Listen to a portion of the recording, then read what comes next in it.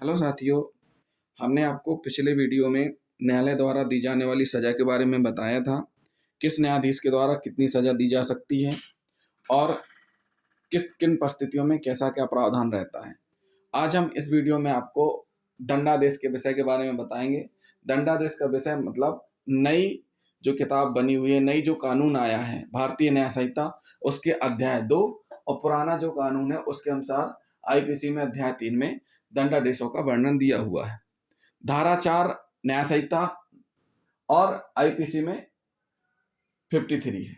तो कौन कौन से सजा हैं जो दी जाती हैं, दंड हैं जो न्यायालय के द्वारा दी जाती है। ये जो दंड बताए जा रहे हैं ये सभी के सभी किसके द्वारा डिसाइड किए जाते हैं? माननीय न्यायालय के द्वारा। न्यायालय ही डिसाइड करती है, न्यायालय के द्वारा ही अपराध की प्रकृति, किस प्रकृति का अपराध है, उस अपराध में कितना दंड है, उसी अनुसार ही सजा दोष सिद्धि होने पर सुनाई जाती है। जब तक दोष सिद्धि नहीं होती, जब तक सजा नहीं दी जा सकती है। साथियों, मृत्युदंड किन परिस्थितियों में दिया जाता है? मृत्युदंड उन परिस्थितियों में दिया जाता है जो आतंकवादी घटनाओं में शामिल हों या जिनके द्वारा ऐसा अपराध किया जाए जो कि जघन्य हो, बिरले से बिरले हो, उन मामलों में जिनमें भारतीय न्याय संहिता की जिन सेक्शन में उल्लेखित है कि अगर कोई उस प्रकृति का अपराध करेगा तो उसको मृत्युदंड की सजा होगी। इसलिए उस धारा के तहत अपराध करने पर मृत्युदंड की सजा सुनाई जाती है। आजीवन कारावास। आजीवन कारावास दो प्रकार का होता है। एक प्राकृतिक जीवन, संपूर्ण जीवन जेल में रहे, दूसरा एक समय अवधि रहेगी 20 वर्ष, 14 वर्ष, और इसमें भी ये रहता है कि दिन अलग गिने जाए, रात अलग गिने जाए, या दिन रात को 2 दिन माना जाए, ऐसे भी कारावास की सजा सुनाई जाती है। लेकिन कब? दोष सिद्धि होने पर। कारावास कठोर श्रम के साथ या सादा श्रम के साथ? जो कारावास रहता है वो कठोर श्रम के साथ है कि सादा कारावास है? तो साथियों, कठोर श्रम के साथ मतलब कड़ी मेहनत करवाई जाए, सजा होने के बाद लकड़ी की कटाई कराई जाए, खुदाई करवाई जाए, क्योंकि जेल में भी काम होते रहते हैं। जेल में भी कंस्ट्रक्शन से रिलेटेड काम या जेल के अंदर जो भी गतिविधियां, जो भी कार्रवाई काम होते हैं वो कैदियों से ही करवाए जाते हैं। तो जिनको कठोर कारावास है उनसे कड़ी मेहनत करवाई जाए। साथियों, अब बात आती है संपत्ति की जब्ती। जब भी किसी के ऊपर इस प्रकार की दोष सिद्धि होती है कि इसकी संपत्ति जब्त कर ली जाए, तो न्यायालय के आदेश से उस संपत्ति को जब्त करके संबंधित विभाग नीलामी की कार्रवाई करता है और जो भी रुपए रहते हैं वो न्यायालय में जमा होते हैं। तो ये हो गई संपत्ति की जब्ती, यानी दोषी होने पर की जाने वाली कार्रवाई। उसके बाद बात करते हैं जुर्माना। जुर्माना 2 परिस्थितियों में लगाया जाता है। जुर्माना एक, सजा के साथ जुर्माना, और केवल जुर्माना। कुछ मामले ऐसे रहते हैं जिनमें केवल जुर्माने से केस खत्म हो जाता है, जैसे 13 जुआ एक्ट हुआ, आबकारी एक्ट हुए, जिनमें शराब की कम मात्रा रहती है, एक्सीडेंट के मामले हुए, और ट्रैफिक नियम पालन न करने से संबंधित जो भी मामले रहते हैं उनमें क्या रहते हैं? जुर्माना, केवल जुर्माने का प्रावधान रहता है। बाकी जिनमें सजा का प्रावधान है साथ में जुर्माना, तो जुर्माना भी देना पड़ेगा। ये डिपेंड करता है केवल जुर्माना उस सेक्शन में लिखी हुई सजा के हिसाब से। अगर कोई सेक्शन जिसमें केवल जुर्माना मात्र का प्रावधान है, अगर जुर्माना ना देने पर भी नियम रहता है कि अगर आप जुर्माना पे नहीं करेंगे तो उसमें भी बना हुआ है कि कितने दिन के लिए आपको कारावास हो जाएगी। एक नया जुड़ा हुआ है सामुदायिक सेवा। सामुदायिक सेवा मतलब समाज में जाकर के लोगों की सेवा करना।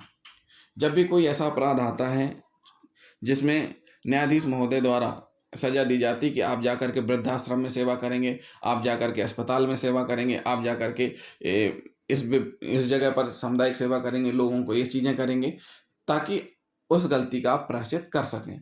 तो एक ऐसे अपराध जिनमें इस प्रकार की सजा दी जाती है सामुदायिक सेवा। सामुदायिक सेवा मतलब समाज में जाकर के लोगों की सेवा करना, तो ये सामुदायिक सेवा। तो साथियों, हमने आपको दंडादेश के बारे में बताया, दंड के विषय में बारे में बताया।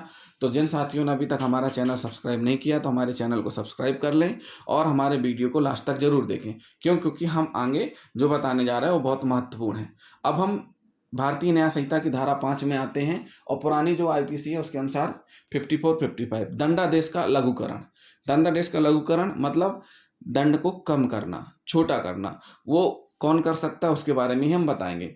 जैसे मृत्युदंड की सजा है उसको आजीवन कारावास में बदलना, कठोर कारावास है उसको सादा में बदलना, 2 वर्ष की सजा है उसको 1 वर्ष में बदलना, जो जुर्माना है जुर्माना कम कर सकते हैं। जुर्माना की जगह सामुदायिक सेवा भी सज़ा के रूप में दी जा सकती है। या जुर्माना नहीं भुगतान कर पा रहा है तो 2 माह का अतिरिक्त सज़ा भुगतनी पड़ सकती है।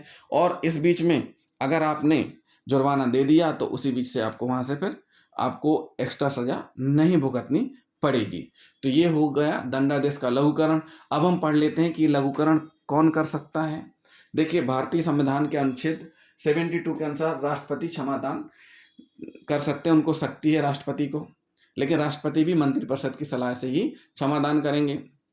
उसके बाद अनुच्छेद 161 गवर्नर और राज्यपाल को भी क्षमादान करने की शक्ति है प्राप्त है, लेकिन राज्यपाल मृत्युदंड की सजा का क्षमादान नहीं कर सकते हैं। राज्यपाल मृत्युदंड की सजा का क्षमादान नहीं कर सकते हैं, लेकिन राष्ट्रपति सभी प्रकार की क्षमाओं का क्षमादान कर सकते हैं। अब राष्ट्रपति की जो शक्तियां हैं क्षमादान की, उनके बारे में हम पढ़ लेते हैं। राष्ट्रपति की 5 शक्तियां, राष्ट्रपति के पास 5 शक्तियां हैं जो कि क्षमादान के लिए प्रयुक्त कर सकते हैं उन शक्तियों का। तो सबसे पहले है क्षमा करना, मतलब पार्डन, यानी कि राष्ट्रपति चाहें किसी मामले में पूरी तरीके से मंत्रिपरिषद की सलाह से मुक्त कर सकते हैं, मतलब क्षमा यानी पूरी तरीके से उस अपराध से मुक्ति कर सकते हैं।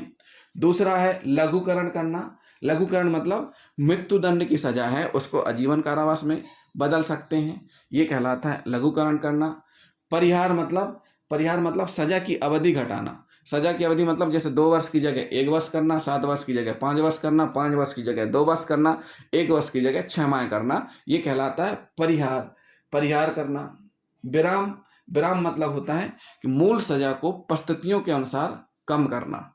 जो मूल सजा जैसे 10 वर्ष है, लेकिन परिस्थितियाँ ऐसी कि सामने वाले व्यक्ति को कैंसर है, सामने वाले व्यक्ति को पैरालाइज है, सामने वाला व्यक्ति अपाहिज है, या सामने वाला जो व्यक्ति जिसको सजा दी गई है उसकी वो गर्भवती महिला है, उस स्थिति के अनुसार बीच में परिस्थितियों के अनुसार सजा पर बदलाव किया जा सकता है। राष्ट्रपति महोदय को इतना पावर है, शक्तियाँ दी गई हैं कि उसमें विराम लगा सकते हैं। फिर है प्राविलंबन मतलब अस्थायी समय के लिए सजा पर रोक। स्थायी ने अस्थायी, जैसे फांसी की सजा है तो फांसी की सजा के लिए लगा दिए कि अग्रिम आदेश तक, अग्रिम सुनवाई तक फांसी की सजा ना दी जाए, तो ये कहलाती है अस्थायी समय के लिए फांसी की सजा को रोकना, प्राविलंबन। तो साथियों, ये हमने आपको बताया राष्ट्रपति 5 प्रकार की शक्तियां हैं राष्ट्रपति महोदय को, माननीय राष्ट्रपति जी को, जो कि उन शक्तियों का प्रयोग करके सजा को कम कर सकते हैं, मुक्त कर सकते हैं, बदल सकते हैं और अस्थायी रूप से रोक लगा सकते हैं। तो साथियों, जिन साथियों ने अभी तक हमारा चैनल सब्सक्राइब नहीं किया है तो हमारे चैनल को सब्सक्राइब कर लें और हमारे वीडियो को शेयर और लाइक करना ना भूलें। थैंक यू दोस्तों।